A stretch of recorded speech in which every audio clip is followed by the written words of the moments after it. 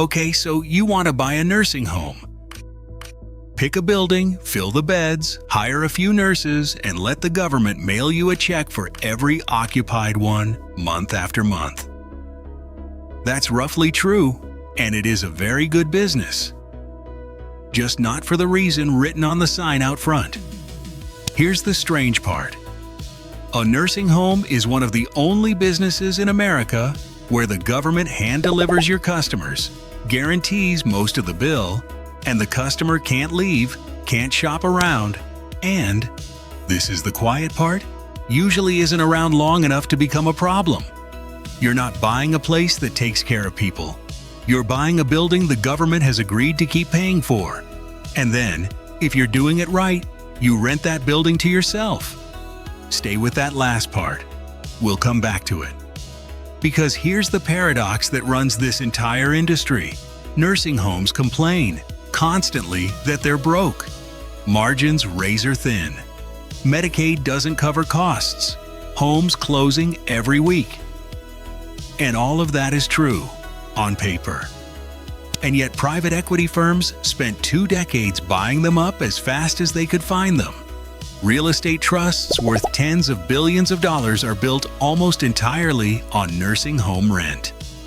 Skilled nursing in America is a $180 billion business, and it runs almost entirely on government money. Somebody is making a fortune off an industry that swears it can't make a dime. So the question for the rest of this video is simple. If the care loses money, who's getting rich? And how do they keep it invisible? By the end, you'll know 4 things.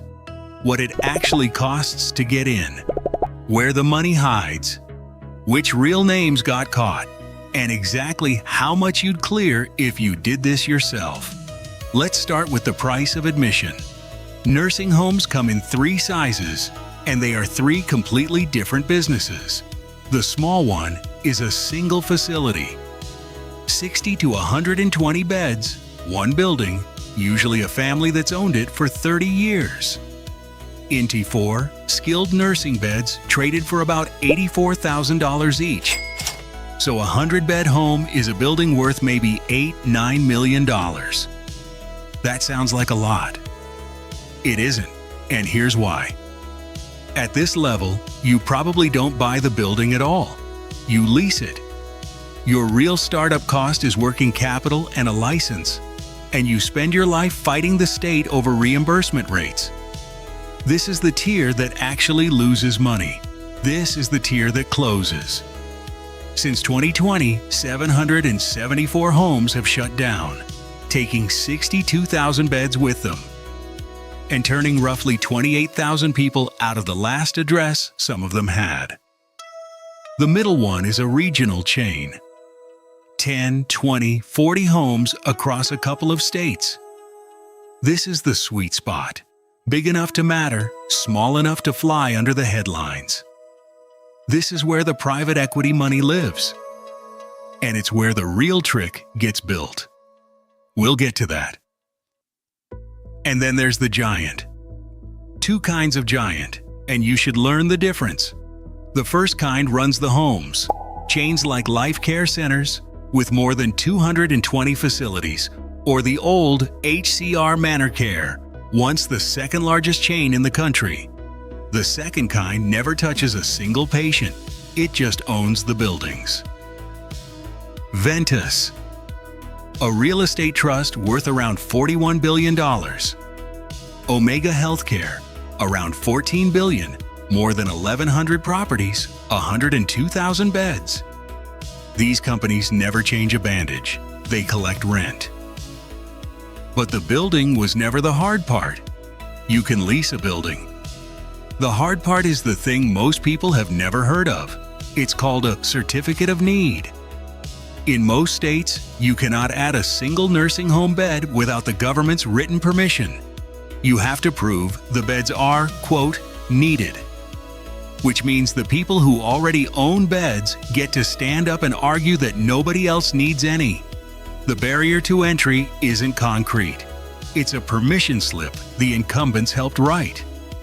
Now, the question that actually matters. Where does the money come from? It's not the daily rate. Everyone assumes the money is in what they charge grandma. It isn't. Or at least, that's only the boring half. The real machine has 3 moving parts, and once you see them, you can't unsee them. Part 1. The customer is guaranteed by the government. About 6 in 10 nursing home residents are on Medicaid, which pays the home a fixed amount per person per day. A per diem. It is not generous. One federal analysis found Medicaid pays roughly 82 cents for every dollar a home reports it spends on those residents. Hold on to that word, reports. It's going to matter a lot. And here's the strange thing about that bed. The exact same bed has 3 different prices depending on who's paying. A private pay family, someone spending down their own savings, pays around $327 a day. That's about $120,000 a year for a shared room. Medicaid pays less than that, and Medicare, for those skilled nursing days, pays the most of all. Same bed, same food, 3 prices. Your entire job as the owner is to fill that bed with the highest paying mix the law allows. The better paying customer arrives through a side door called Medicare. If an old person spends 3 days in a hospital first, 3 days the magic number, Medicare will pay for up to 100 days of skilled nursing afterward at a much higher rate than Medicaid. So every hospital in your area is, functionally, a customer acquisition channel. A hip fracture is a lead. And the whole industry is built to keep those 100-day Medicare beds full, because that's where the margin lives. There's even a name in the business for chasing the richest reimbursement tier. And one company paid a record fine for pushing patients into it whether they needed it or not. We'll get to them. That's part 1. The customer arrives guaranteed, and the government signs the check. Occupancy across the industry runs around 80%, and the state keeps sending more. And unlike almost any tenant you'll ever have, this one comes with a built-in raise.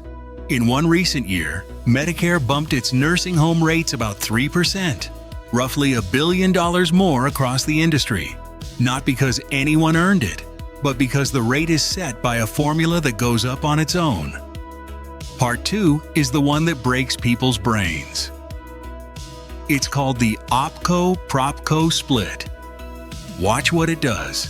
You take one nursing home and you legally cut it into 2 companies. One company, the PropCo, owns the building. The other company, the OpCo, actually runs the care. It hires the nurses, holds the license, and takes on all the lawsuits. Now here's the move. The OpCo pays rent to the PropCo, and both companies belong to you.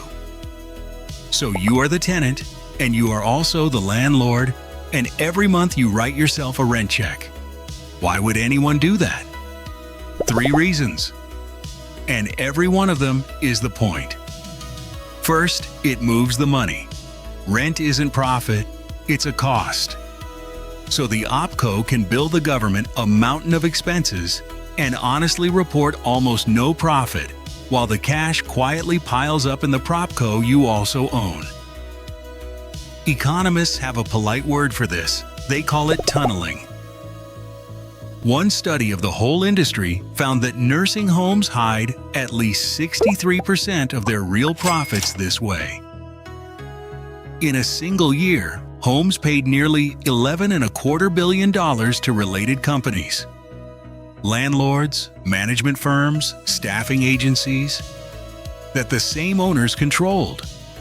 In some cases, they overpaid those sister companies by nearly 1,200%.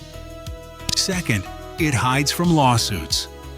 When a family sues over a neglected parent, they sue the OpCo, the company that runs the care.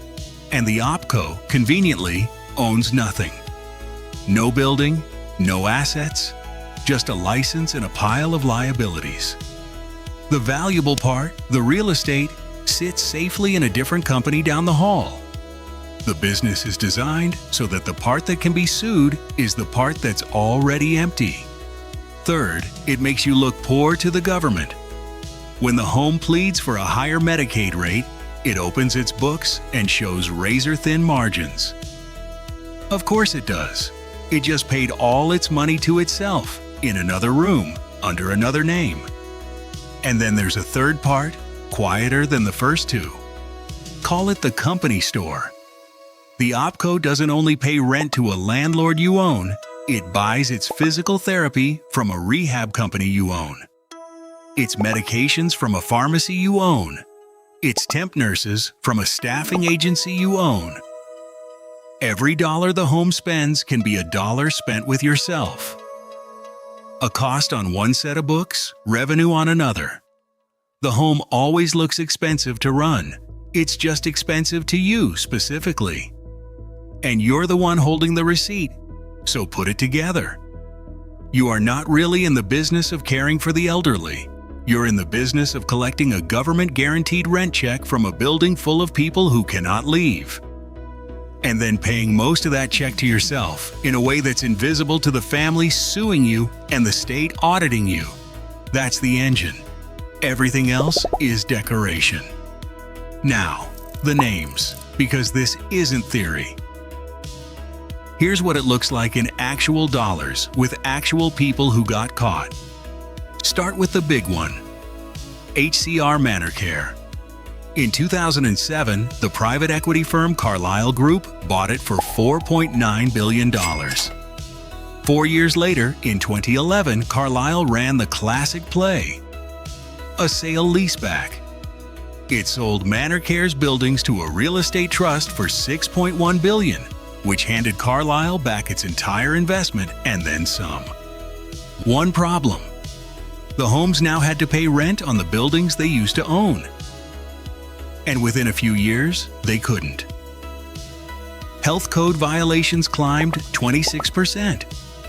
The chain defaulted on $380 million in loans and collapsed into bankruptcy in 2018. Carlyle walked away clean. The residents did not. That's the model working exactly as designed. Now here's the model with the mask off. Skyline Healthcare. A man named Joseph Schwartz built it into 95 nursing homes across 11 states, seemingly overnight. Then, from 2017 to 2018, he simply stopped paying the government. He withheld more than $38 million in payroll taxes from his own workers' paychecks and kept it. He withheld $2 million more in health insurance premiums from over 1,000 employees, who then found out their coverage didn't exist when the medical bills came. The chain imploded. States had to seize the homes. Residents were left in facilities that couldn't afford to buy food. Schwartz was sentenced to 3 years. In 2025, he was pardoned. Then there's Life Care Centers of America, 220 facilities. Remember that richest reimbursement tier I mentioned? The government said Life Care had a company-wide policy of pushing patients into the ultra-high therapy category, the most expensive one, regardless of whether they needed the therapy at all. Frail, elderly patients run through therapy quotas to hit a billing target. In 2016, the company paid $145 million to settle, the largest settlement with a nursing home chain in Justice Department history. Nobody went to prison. And if you want to see the entire design in a single case, look at Consulate Healthcare. One of their own nurses turned whistleblower and proved the chain had been upcoding therapy, billing the government for skilled care that patients never received. In 2017, a Florida jury put the damage at $347 million. An appeals court later reinstated most of it, around $255 million. $250 million owed back to the taxpayer. Now here's what the taxpayer actually collected: $4.5 million.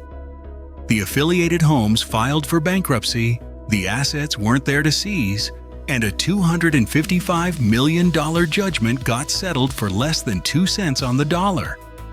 The lawsuit found the money. The money had already left the building. That's not a loophole. That's the whole blueprint working. And then zoom out to the ownership itself. When researchers compared nursing homes bought by private equity against everyone else, they found something hard to say out loud. Going to a private equity-owned home increased a patient's chance of dying during their stay by about 10%. Across a single decade, that's an estimated 20,000 deaths, linked to the ownership model itself. After a buyout, the average home's interest payments more than tripled. Lease payments jumped 75%. And residents were 50% more likely to be put on antipsychotic drugs. Because chemical restraints are cheaper than nurses. And it costs the taxpayer more, not less. Medicare spending per stay went up about 11% under private equity ownership. You paid more for a bed that was more likely to be the last one they slept in. 4 names, 4 different ways to run the exact same machine. And not one of them is a secret. They're all sitting in court records and federal studies. That's the part people don't quite believe. None of this is hidden. It's just boring enough that nobody reads it. So why doesn't everyone do this? Because the machine is fragile in 3 specific ways. And knowing them is the whole game. First, it dies on rent. The sale leaseback that pays you today becomes the anchor that drowns you tomorrow. Once the buildings are sold and the rent is locked in, all it takes is a bad year, lower occupancy, a Medicaid rate cut, a pandemic, and the OpCo can't cover the check. That's ManorCare. That's why Genesis Healthcare, once the largest chain in the country, spent years teetering on the edge of collapse under its own lease payments. The rent doesn't care how many beds are empty. Second, it dies on staffing, but almost never on care. Here's the ugly truth the numbers keep showing. You are not punished financially for understaffing. That same study on hidden profits found the money pulled out through related parties was enough to fund a 29% increase in registered nurses across the industry. Money that exists and simply isn't spent on people. For one brief moment, the federal government tried to force the issue with a rule requiring minimum staffing hours and a nurse on site around the clock. The industry sued. In 2025, a federal court struck the rule down, and by the end of the year, it was repealed entirely. The floor got removed. Third, and this is the one that actually kills operators, it dies on headlines, not on neglect, on attention. The whole model depends on being too boring to look at. A wrongful death lawsuit that names the real owners. A newspaper investigation that maps the shell companies. A state attorney general who decides to make an example of somebody. The threat is never the empty bed or the sick resident. The threat is the day someone with a subpoena finally follows the rent check to where it actually lands. Which is why the best run operations in this business are not the ones with the best care. They're the ones with the most confusing ownership chart. Remember that 4th promise from the start? How a chain can bleed hundreds of millions while every home reports no profit? That's not a flaw in the system. That's the product. So let's pull it together. How much do you actually make? 2 scenarios. Real numbers. Scenario 1. You buy one home the honest way. A 100-bed facility, mostly Medicaid. You own the building and you actually staff it. Revenue might run $12 to $15 million a year. After labor, which eats most of it, food, insurance, and the endless fight with the state, your margin is thin. A few percent. Maybe a couple $100,000 in a good year on an $8 million building. not glamorous. Recession-proof in the sense that people always get old. And one lawsuit or one bad inspection away from zero. This is the version in the brochure. Almost nobody buys this version. Scenario 2.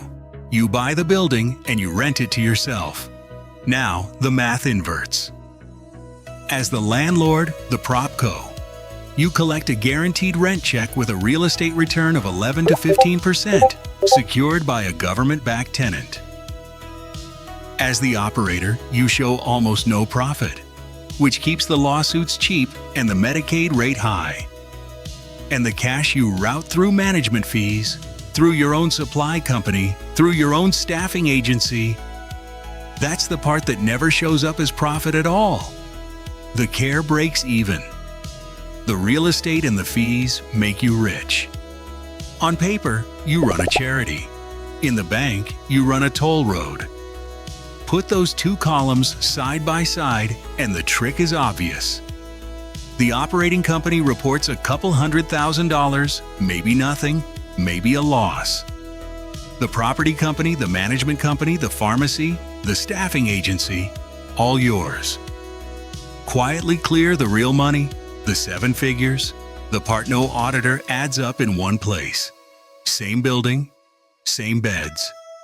One is the story you tell the state, the other is the one you tell your accountant.